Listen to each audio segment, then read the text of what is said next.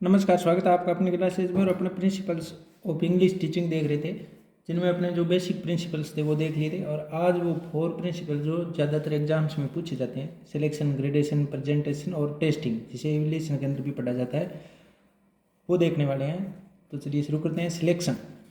Selection किस चीज़ का, कि बच्चे को क्या पढ़ाना है, कैसे पढ़ाना है, वो सारी चीज़ सेलेक्ट करके जो टीचर क्लास के अंदर लेकर आता है, उन्हीं को सिलेक्शन कहते हैं। कौन कौन सी चीज़ें, सारी चीज़ें एक ही दिन में या एक ही पीरियड के अंदर या एक ही वर्ष के अंदर तो पढ़ाई नहीं जा सकती। उसकी मेंटल, उसकी फिजिकल एज के अकॉर्डिंग मैटर को चूज करके लेके आना, आइटम्स को चूज करके लेकर आना ही सिलेक्शन कहलाता है।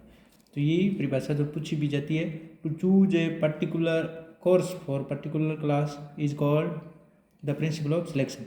यानी पर्टिकुलर क्लास के लिए पर्टिकुलर कोर्स, यानी विशेष कोर्स विशेष क्लास के लिए, यानी 6th है तो 6th के लिए, 9th है तो 9th के लिए, 12th है तो 12th के अकॉर्डिंग ही चूज करके लाना मैटर या आइटम, उसे ही प्रिंसिपल ऑफ सिलेक्शन बोलते हैं। इसे सिलेक्शन यानी चयन करना, कौन सी क्लास को कौन सा मैटर पढ़ाना, इसे सिलेक्शन बोलते हैं। Selection of language materials to be taught keeping in view the physical and mental age को ध्यान में रखते हुए ऑफ द लर्नर्स की फिजिकल और मेंटल एज को ध्यान में रखकर मैटर का, मटेरियल का, आइटम्स का सिलेक्ट किया जाता है, यानी सिलेक्शन किया जाता है, चूज किया जाता है। मैटर को किस चीज़ को ध्यान में रखकर, फिजिकल या मेंटल एज, यानी बच्चे की लेवल, स्टैंडर्ड, एबिलिटी, एज को ध्यान में रखकर जिस प्रिंसिपल के तहत कोई मैटर क्लास के अंदर पढ़ाया जाता है, टीच करवाई जाती है, उस प्रिंसिपल को प्रिंसिपल ऑफ सिलेक्शन बोलते हैं। यानी प्रिंसिपल ऑफ सिलेक्शन के अकॉर्डिंग ही बच्चे की एज का, देर एबिलिटी, देर यानी यहाँ लर्नर्स की ability, standard of the class यानी 6th 7th 8th कौन सी क्लास का स्टैंडर्ड है, और उसकी expectations of the society from them, यानी उनसे सोसाइटी 6th क्लास के बच्चे से क्या आशा रखती है, 9th क्लास के बच्चे से क्या आशा रखती है, 12th क्लास के बच्चे से क्या आशा रखती है सोसाइटी, उनके अकॉर्डिंग और इसके अलावा उसके स्टैंडर्ड, एबिलिटी और उसकी एज, उसके लेवल के अकॉर्डिंग आइटम चूज करके टीचर के द्वारा क्लास के अंदर लेकर जाना, ये क्या कहलाता है, सिलेक्शन कहलाता है। यानी उसकी एज और एबिलिटी, स्टैंडर्ड के अकॉर्डिंग, उसकी एक्सपेक्टेशन, आशाओं के अकॉर्डिंग, उम्मीदों के अकॉर्डिंग मैटर का, आइटम का सिलेक्शन करना, लैंग्वेज आइटम्स का सिलेक्शन करना ही प्रिंसिपल ऑफ सिलेक्शन होता है। सिलेक्शन ऑफ स्ट्रक्चर्स, और सिलेक्शन करना किस चीज़ का है, तो अपने पढ़ा रहे हैं आइटम का। तो आइटम के अंदर कौन कौन सी चीज़ें आती हैं, स्ट्रक्चर आती है, वोकेब आती है, ग्रामर आती है, वर्ड्स आते हैं। ये सब चीज़ें सिलेक्ट करके क्लास के अंदर अपने लेकर जाते हैं कि आज ये चीज़ है जो अपने पढ़ाएंगे। और selection of language materials involves, यानी मटेरियल के अंदर ये चीज़ें शामिल होती है। कौन सी, प्रोडक्टिविटी, यानी जो टीचर सिलेक्ट करके लेकर जाता है वहाँ आइटम्स, वोकेब, स्ट्रक्चर, ग्रामर के स्ट्रक्चर है, वो सब लेकर जाता है। उनसे बच्चा नए नए नियम बना सके, प्रोडक्ट कर सके, प्रोड्यूस कर सके, वर्ड से नए वर्ड का फॉर्मेशन कर सके। ऐसे मटेरियल को सिलेक्ट करके लेकर जाता है जिसके अंदर प्रोडक्टिविटी हो, यानी जिनसे बच्चा दूसरे वर्ड भी बनाना सीख जाए, सिंप्लिसिटी, सिंपल भी हो, सीखने में सरल हो, उन मैटर्स को सिलेक्ट करके ले जाया जाता है। धीरे धीरे उनको डिफ़िकल्टीज की तरफ लेकर जाया जाता है। इसी तरह टीचेबिलिटी, ऐसे मैटर को सिलेक्ट करके लेकर जाया जाता है जो टीचर वहाँ जाकर अच्छे तरीके से पढ़ा भी सके, पढ़ाने में भी सहूलियत हो। ऐसे मैटर्स को सिलेक्ट करके लेकर जाना होता है। ऐसा नहीं वहाँ जाने के बाद ले तो गया आइटम्स, लेकिन वहाँ एड्स की ज़रूरत पड़ रही है या टीचिंग मटेरियल की ज़रूरत पड़ रही है, वो अवेलेबल ही नहीं है, उस कारण वो पढ़ा ही नहीं पा रहा। तो ऐसे मैटर्स नहीं सिलेक्ट करने, ऐसे मैटर सिलेक्ट करें जिनके अंदर प्रोडक्टिविटी ज़्यादा हो, सिंप्लिसिटी हो, टीचेबिलिटी हो। और सिलेक्शन, प्रिंसिपल ऑफ सिलेक्शन के अंदर ये 3 ही चीज़ें होती है। प्रोडक्टिविटी यानी ज़्यादा से ज़्यादा वर्ड फॉर्मेशन कर सके, ग्रामर के रूल याद कर सके, उनके द्वारा नए नियम बना सके। सिंप्लिसिटी यानी सिंपल चीज़ें, आसान चीज़ें सिखानी होती है। टीचेबिलिटी, टीच करवाने यानी टीचर के लिए भी वो आसान हो सिखाने में। और इसके अंदर नोट सजेस्टिबिलिटी, यानी जो चीज़ सेलेक्ट करके लेकर जाता है वो सजेशन नहीं देती ज़्यादातर, यानी वो सजेस्टिव नहीं होती। सिलेक्शन ऑफ लैंग्वेज मटेरियल्स के अंदर ये अपने पीछे भी कर चुके हैं कि कौन सा है जो नोड इन्वॉल्व, कौन सा इन्वॉल्व नहीं होता, तो प्रोडक्टिविटी, सिंप्लिसिटी, टीचेबिलिटी, और ये दे दिया जाता है सजेस्टिबिलिटी, तो यही नहीं होता है। प्रोडक्टिविटी, सिंप्लिसिटी और टीचेबिलिटी, इनके अकॉर्डिंग ही सारा मैटर सिलेक्ट करना होता है टीचर को, ना कि सजेस्टिबिलिटी। वहाँ जाकर ऐसे सजेशन वाले वर्ड लेकर चले जाए तो वहाँ मीन्स क्रिटिकल थिंकिंग नहीं होना बच्चे के अंदर, तो वो तो उस क्रिटिकल थिंकिंग तो उसके अंदर प्रोड्यूस करनी है। तो उस प्रोड्यूस के लिए ये 3 तरह के इसके अंदर मटेरियल्स इन्वॉल्व होते हैं, प्रेडिक्टिविटी वाले, सिंप्लिसिटी वाले और टीचेबिलिटी वाले, यानी नॉट सजेस्टिबिलिटी। इसके अंदर सजेस्टिबिलिटी नहीं होती। जो मैटर सेलेक्ट किए वो सिलेक्शन के अंदर भी कुछ इसके प्रिंसिपल्स होते हैं, उनके अकॉर्डिंग किए जाते हैं। यानी प्रिंसिपल ऑफ सिलेक्टिंग के, सिलेक्शन के जो मैटर सेलेक्ट किया जाता है वो इसके अकॉर्डिंग किया जाता है कि उनके अंदर फ्रीक्वेंसी होनी चाहिए, ज़्यादा से ज़्यादा फ्रीक्वेंसी, प्रिंसिपल ऑफ फ्रीक्वेंसी भी बोल देते हैं। फ्रीक्वेंसी मतलब हाउ ओपन, हाउ ओपन का मतलब ऐसे वर्ड जो ज़्यादा बार यूज हो, बार बार यूज होने वाले वर्ड्स को फ्रीक्वेंट बोलते हैं। यानी हाउ ओपन, कितनी बार यूज हुआ एक वर्ड। इसे डे टू डे लाइफ के अंदर, जैसे डे टू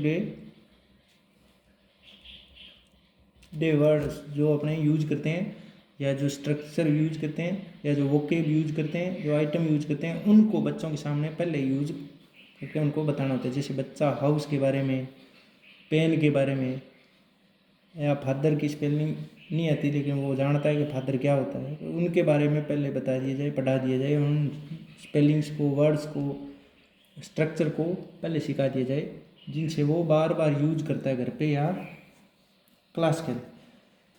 सेकंड आता है प्रिंसिपल ऑफ सिलेक्शन के अंदर ही, यानी इनको ध्यान में रखते हुए मैटर को सिलेक्ट करना होता है। फ्रिक्वेंट, जो बार बार यूज होने वाले वर्ड्स को सिलेक्ट करना होता है।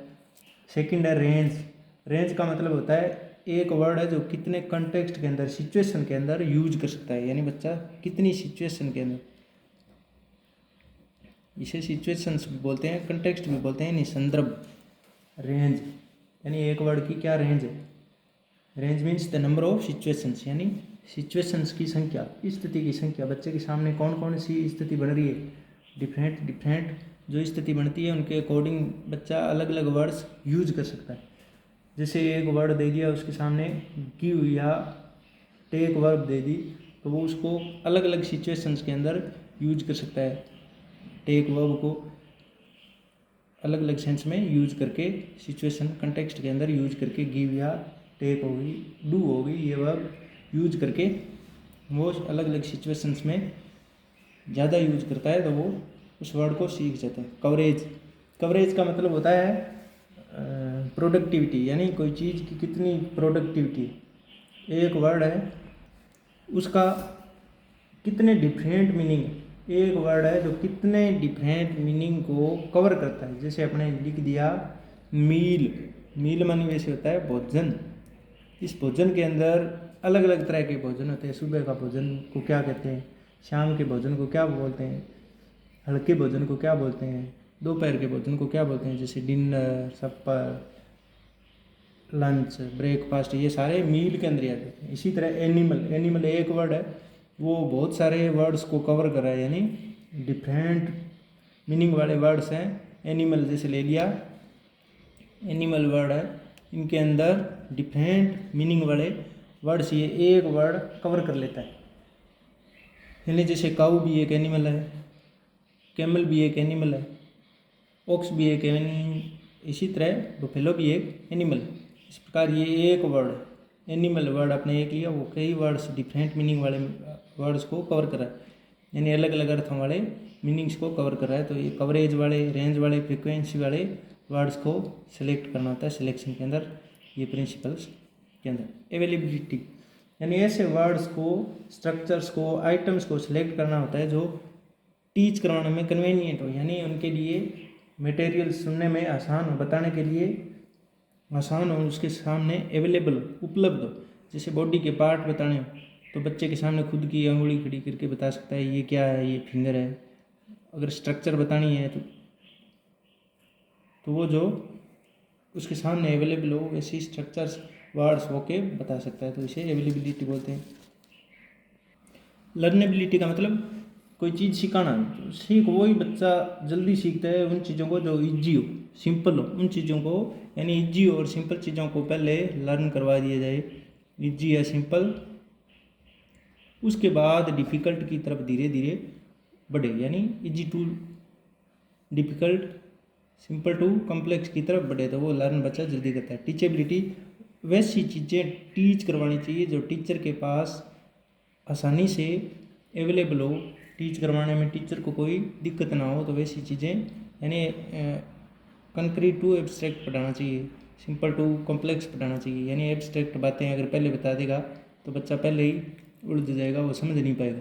तो उसके सामने जो उपलब्ध वस्तुएं हैं, चीज़ें हैं, आइटम्स हैं, उन्हीं के बारे में यानी उन्हें बोलते हैं कंक्रीट, तो उनके बारे में पहले बता दें और बाद में धीरे धीरे उन चीज़ों के बारे में जो उनका अस्तित्व भी नहीं है, उन्हें एब्स्ट्रैक्ट बोलते हैं, तो उनके बारे में बताए तो वो बच्चा जल्दी टीच करता है।